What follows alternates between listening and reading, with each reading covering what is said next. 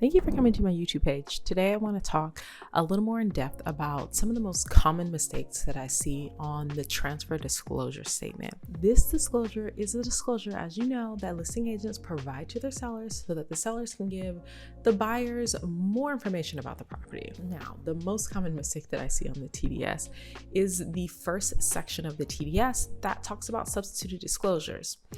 That section is often missed altogether, or occasionally some incorrect or misleading information can be entered into that section. So what you have to remember on section 1 of the TDS is that the substituted disclosure section is just for a substitution to the TDS. So that would mean instead of completing a TDS, you may be providing a different disclosure or different report. But in California, most transactions actually legally need to have a TDS completed. So unless your seller is exempt, you probably will just have them complete the TDS. Therefore, the most common answer that you will see on that form is that there are no substituted disclosures. Just make sure you don't miss that checkbox, because if you do, your TDS is incomplete in total. Number 2 is the avid section.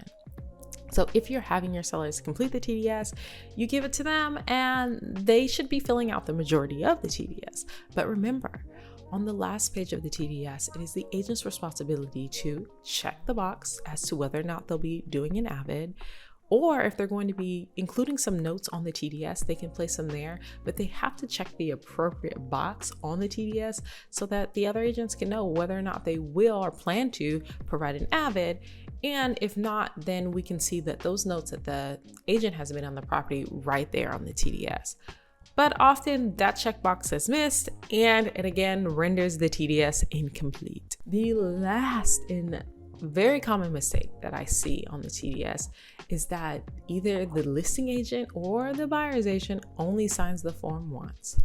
Remember, because there is 2 sections on that last page of the TDS, one regarding the avid and the second regarding the entire disclosure altogether, then you have to sign both sections of the last page of the TDS. So just remember, most of the problems that we have with the TDS involve checkboxes. So last but not least, don't forget to mark whether or not the seller is or isn't occupying the property.